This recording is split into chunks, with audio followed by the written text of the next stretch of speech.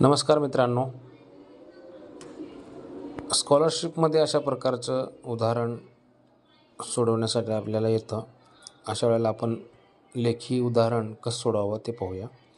एका नदीच्या काठावर काही कावळे व मगरी आहेत. त्या दोघांची डोकी मोजल्यास 19 भरतात व पाय 58 भरतात, तर कावळ्यांची संख्या किती?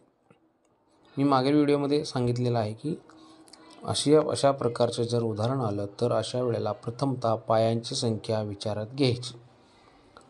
पायांची संख्या किती आहे? 58 लिहायचे.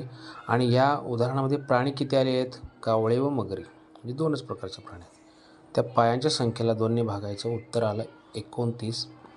29 मधून डोक्यांची संख्या वजा करायची. नेहमी डोक्यांची संख्या वजा केली 19, उत्तर आलं 10.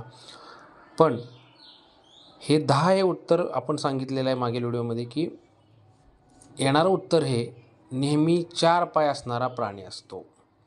याच्यामध्ये 4 पाय कोणाचे आहेत? कावळ्याचे का मगरीचे? मगरीचे. पण आपल्याला काय विचारलेलं आहे? कावळ्यांची संख्या विचारलेली आहे. आपल्याला मगरींची संख्या माहीत झालेली आहे 10 आणि दोघांची डोके मोजल्यास 19 भरतात. 19 मधून आपल्याला जर मगरींची संख्या वजा केली तर राहिलेले 9 आहेत, हे कावळ्यांची संख्या असणार आहे.